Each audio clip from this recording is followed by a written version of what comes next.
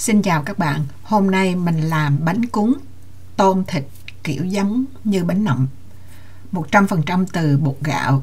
Gạo thì mình tự ngâm và xay. Cách làm tinh bột gạo ướt mình tóm gọn ở short video. Còn cái video này thì mình có 5 phần. Phần thứ nhất là làm nhân tôm thịt. Phần thứ hai là pha bột. Phần thứ ba là tráng bánh cuốn. Phần thứ tư là làm dầu hành. Phần thứ năm là làm nước mắm. Bây giờ mình đi vô làm nhân tôm thịt. 200g tôm lột vỏ rồi lấy cái đường đen ở trên lưng ra, và mình sẽ rửa tôm với thịt với lại giấm và muối. Bằng pha giấm là 2 muỗng canh giấm và 1 muỗng cà phê muối.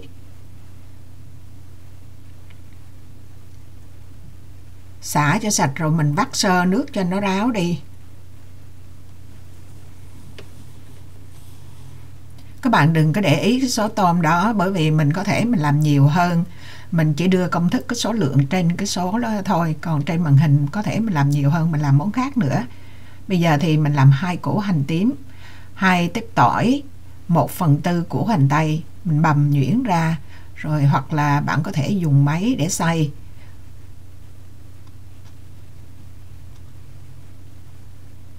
Mình xay hành tỏi trước, rồi sau đó mình cũng cùng cái máy đó mình sẽ xay tôm và thịt. Xay này cho nó sơ ra thôi, chứ còn khi mình nấu á, thì nó cũng vón cục, mình có thể xay lại lần nữa.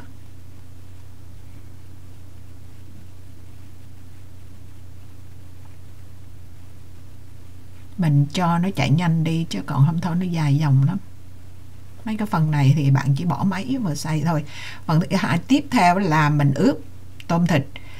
Mình sẽ xài 1/2 cái số hành tỏi hồi nãy mình xay ra, rồi cho vô một tí muối là cỡ 1/6 muỗng cà phê, rồi nửa muỗng tiêu, nửa muỗng ớt bột. Mình cho vô 1 muỗng cà phê bột mì để cho nó đặc lại, nó dính, để mình làm nhân cho nó dễ. Đường, bột ngọt, hạt nêm là tùy ý. Bây giờ thì bắt đầu xào cái nhân. Mình sẽ cho vô là 2 muỗng canh dầu ăn. Dầu nóng lên thì mình cho hành tỏi vô, mình phi cho đến khi nào mà nó vàng bốc mùi thơm lên.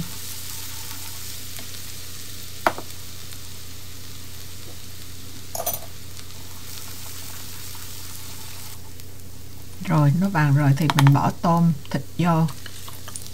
Để có màu á, thì mình mua cái bột màu hạt điều á, mình mua 1 bịch, mua trên Amazon rồi 6-7 đồng vậy đó. Tới tiệm á, thì họ bán có 2-3 đồng mà.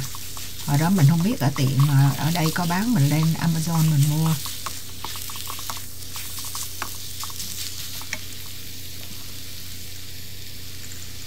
Mình bỏ cái bịch kia vô cho nó đỡ cái độ ẩm nó hút á.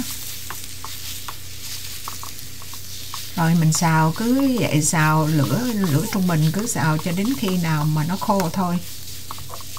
Bạn thấy hồi nãy á, thì mình mới bỏ vô 1 tí muối, mà mình cũng có nêm nước mắm, mà cái khúc nước mắm sao nó không có thấy á. Rồi mình cho vô, tại vì nó khô quá thì khó xào á, mình cho vô 1/4 cốc nước. Nếu mà bạn có nước lèo, nước gì đổ vô cũng được. Bây giờ thì mình cho vô 2 muỗng cà phê nước mắm. Bạn thấy 1 muỗng là tại vì hồi nãy là mình đã bỏ vô 1 muỗng rồi mà không thấy. Mình nếm thử có vừa hay không, các bạn phải nếm từ cái bây giờ mình mới bỏ vô đây, tại vì mình nhớ là mình bỏ 2 muỗng mà. Rồi nếu mà bạn không có cái máy này á, thì mình không biết làm sao hai lần nấu xong rồi mình bỏ vô máy mình xay lại, mình không biết. Còn cái máy này thì mình vừa xào mình vừa xay nó ra luôn, xay cho những cái cục mà nó to nó dính lại á, nó đều ra bột hết. Để mình làm như vậy á, cái công thức này bạn áp dụng luôn cho bánh nậm cũng được. Cho nên nếu mà làm bánh nậm thì mình cần cái nhân này nó nhuyễn ra để khi mình bỏ vô bánh nó không có bị nứt bánh á. Rồi xong phần nhân để qua một bên. Bây giờ thì mình làm cái khung bánh cuốn. Mình rất thích cái khung này bởi vì nó nhỏ, mình có thể bưng nó đi đâu cũng được. Cái nồi nó chiều đường kính của nó là 23 cm, là bạn biết nó nhỏ rồi. Thì chỉ cần một cái vòng. Mình cũng có một cái short clip á, để mà chia sẻ cái cách làm khung bánh cuốn, thì các bạn có thể vô cái kênh của mình mà coi cái phần làm cái khung đó. Rồi bây giờ cái phần thứ hai kế tiếp á, là pha bột. Thì mình có đây là 800g bột ướt. Mình làm từ 400g bột gạo dài, 400g gạo dài với lại 400 nước thì ra 800 bột đặc như vậy đó. Công thức làm tinh bột ướt á, thì mình cũng có trên cái short clip luôn.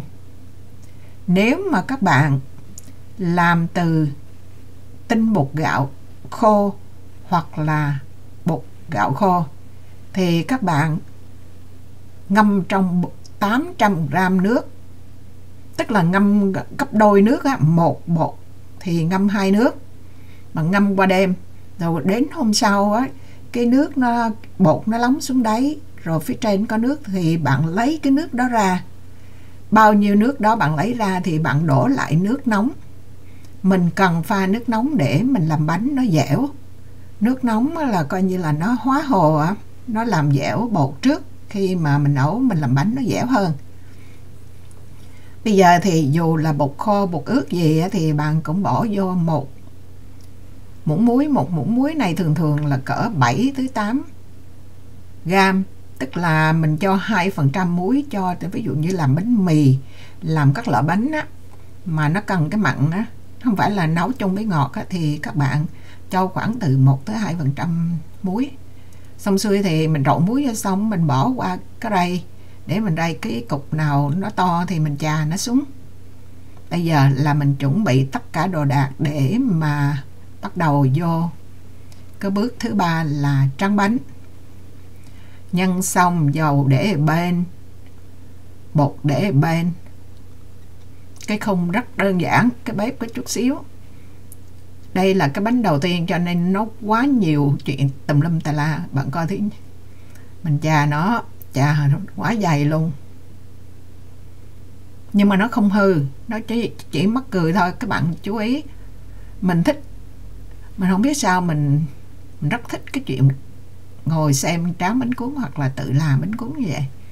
Bạn coi ví dụ như là dồn cái vá như vậy là bạn biết bột hơi đặc, tại vì cái bột nó vừa là nó chỉ một lớp mỏng thôi, nó dính trên vá, mà cái nó dính đó là nó hơi đặc, cho nên một bột 2 nước tùy theo. Cái nhiều khi bạn làm nó hao á, thì bạn bột nó lỏng, mà bạn làm như mình trầm sò á, là không có bị hao hụt gì hết á, thì bột nó sẽ hơi đặc đó. Mình mở nắp lần thứ hai, mở 3 lần rồi mới thấy nó bồng lên. Phải bột cái bột nó, cái này bạn thấy không, mở 3 lần nó cũng chưa bồng lên. Nó không bồng nhưng mà cái viền của nó thì bung lên, tảng dày quá. Rồi mình bỏ nhân á thì quá nhiều luôn, tại vì mình làm nhân nhiều lắm. Cái nhân này nó dư ra, cho nên mình nói các bạn là chỉ có nửa cái thực sự cái nhân của mình làm thôi. Mà làm bỏ nhân nhiều mấy nó cũng không có hết. Bạn coi này, lẽ ra là mình chỉ chiếu cho các bạn coi một cái bánh cuốn là được rồi, phải không? Một cái bánh tráng, nhưng mà tại vì mình nhìn mình thích lắm, mình nghĩ ai mà giống mình thì chắc cũng thích cho xem. Đó, bây giờ mình cho nó chạy nhanh nhanh lên. 400g gạo thì ra được 40 cái bánh như vậy đó. Mình lấy cây mình đỡ thêm nó vô. Tại vì cái nhân á, tuy mình cho một muỗng bột mì vô mà nó cũng bị rời rời á, nó dễ rớt ra ngoài lắm. Mình phải đè nó xuống, nó biết ăn vô trong cái bánh. Bạn thấy không, thích không? 100 cái 100, không có hư, không có gì hết trơn á. Lúc đầu mình cho một vá nó đầy á, bây giờ mình cho nửa vá thôi. rồi mình cho ở trên, mình cuốn nó xong rồi cái lát ấy mình xếp vung, rồi mình đem xuống ở dưới mình xếp. Mà mình chiếu hết cho các bạn coi để mà rút ra cái cách nào mà cho các bạn là tiện lợi nhất. Thì cuối cùng thì mình thấy là gỡ bánh xuống ở dưới cái khay á, mình xếp là nó tiện, nó dễ hơn. Chứ mình xếp hay là mình cuốn ở trên cái màn này á, nhiều khi nó bị đổ bị này kia. Nó từ từ có kinh nghiệm mình quẹt giống như nhà nghề. Có thể vì mình thích làm bánh cuốn này, mình thích làm lắm. Tại vì cái cảm giác là mình lấy cái bánh cuốn nguyên ra đó, nó cũng giúp cái tinh thần của mình nó thoải mái lắm. Hình như mình cũng đang bị trầm cảm á, thành ra mình làm mấy cái việc này mình thấy nó nhẹ nhàng bớt cái đầu. Thấy không? Đó, nhìn nó rất là thích luôn. Mình tìm, bây giờ là mình đang đổ nước chêm vô để mà cái cách mình chừa cái lỗ đó đó. Chứ thực ra nước mình đổ ở trong nồi á, là hơn nửa nồi chút xíu. Mà cái nồi hiển thiện cũng đâu có cao đâu. Bây giờ mình bớt nhân lại, ít nhiều quá nó, cái nhân này á, mình nêm nếm vậy mà sao mình ăn cũng thấy hơi mặn mặn. Thành ra mình làm nước mắm là nước mắm phải lạc, vị nhân hơi mặn á, thì nước mắm phải lạc. Đó, bạn thấy không? Bây giờ mình xếp vuông nè, thay vì hồi nãy là mình cúng, bây giờ mình xếp vuông. Xếp vuông này á, là nó, nhưng mà nó khó làm ở trên cái khung, đem xuống dưới mình xếp nó dễ hơn. Xếp khung vậy là giống y chang cái bánh nậm thôi, chứ có điều không gói trong lá chuối.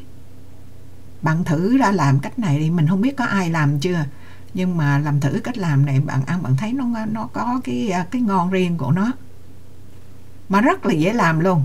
Mình không có nghề nghiệp gì hết á, mà mình làm giống như là nghề luôn.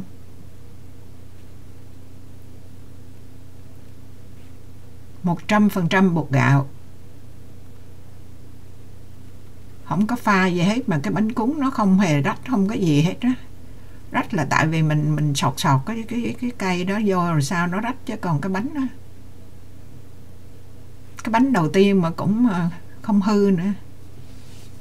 Vải này á, không, hôm trước mình làm bánh cuốn á, thì mình dùng miếng vải phin hình vuông, còn miếng cái vải này á là vải tròn của bà chị bà cho.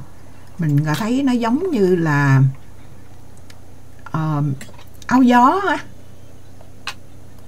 Đây làm căng á, nếu mà để khô á, thì căng khó. Mình nhúng miếng nước vô, mình căng mình rị á, nó có giãn, thành ra mình căng cái khung nó thẳng tưng à. Nhưng mà cái này tại cắt sẵn để mình làm cái khung tròn á, thành ra mình khi mình chừa cái lỗ hẻ nó khó hơn. Nếu miếng vuông thì mình chừa cái hẻ nó dễ. Cái này mình đã may mình luồn dây vô rồi. Bạn thấy không? Giờ mình tráng giống chuyên nghiệp. Rồi bây giờ thì mình bắt đầu mình bỏ xuống dưới này, mình thấy là number one là cái chỗ này á, nó dễ. Ở dưới là nó dễ hơn. Đó, xếp là vuông vắn đâu ra đó. Còn để ở trên mình quýnh quýu á. Với lại khi mình dở lên có thể muốn sẹo ra sẹo này, chứ mình lót ở dưới mình bình tĩnh mình làm. Đó, nó không nóng không gì. Đó, mình chiếu kỹ các bạn coi cái miếng bánh. Bạn có nghĩ đó là 100% bột gạo không? 100% gạo chứ không phải bột gạo nữa. Rồi, coi như là bạn coi xong cái phần đó. Bây giờ mình vô phần dầu hành. Phần thứ tư là dầu hành. Thì mình xài ly cỡ 1/4 cốc dầu hành đã sắc ra rồi ha. Rồi cỡ một muỗng canh dầu ăn mình bỏ vô microwave 15 second nha. 15 second là nó chín luôn á. Mình cho vô một tí nước mắm cho nó thơm thơm, có mùi nước mắm tự nhiên gợi cái miệng muốn ăn á. Cắt vô ở góc nó khó cắt, nó mắc kẹt ở trong. Cái đó tại vì mình dở ra nó tè le quá, mình cắt ra cho nó không có bắt bục, mình cắt vô cho nó đẹp thôi. Đó, như các bạn thấy á, là các bạn muốn cúng dài hay cúng vuông tùy các bạn nha. Còn khi mình rắc cái này. Bữa nay á, thì mình không có xài hành phi, mình xài hành lá này thôi. Các bạn muốn hành phi hoặc dưa chua hay là cái gì á, bạn bỏ ăn, chứ thực ra nếu mà làm theo cái kiểu bánh nậm á thì mình chỉ cúng mình ăn, có nhiều khi là cái bánh nậm không, chứ cũng không có chấm gì nữa, nó vừa đủ ăn, gỡ lá ra là ăn à. Còn là bánh nậm của mình, bánh cuốn mình pha này nhưng hơi mặn, cho nên mình phải làm nước mắm hơi lạc. Đó, công thức làm nước mắm thì các bạn dòm trên màn hình mà làm cái công thức làm nước mắm của mình đó là 2 muỗng canh nước mắm, 6 muỗng canh nước lạnh, đó lạc á, rồi 1 muỗng canh giấm gạo, bạn hoặc là muỗng canh chanh hoặc là giấm thường gì cũng được. Rồi mình dùng đường hóa học thì mình tương đương nó ra thì cũng giống như là 1 muỗng canh đường đi. Tỏi với ớt là bạn muốn bỏ bao nhiêu thì tùy. Cái này mình làm mình muốn bỏ vô cho đẹp thôi. Rồi mời các bạn coi lại những cái, mình thấy không, đẹp ha, thích lắm, mà ăn cũng ngon nữa, phải nói là rất ngon. Mình làm ra mà ăn hết á, mà món nào mà làm ra mà ổng eo là mình biết mình không có thành công. Mà món nào mà làm ra mà sạch quách á, 400g gạo mà ăn sạch quách luôn. Rồi mình chia sẻ tới đây là xong. Xin chào tạm biệt và hẹn gặp lại các bạn trong video kế tiếp. Bye bye. Cảm ơn các bạn đã theo dõi.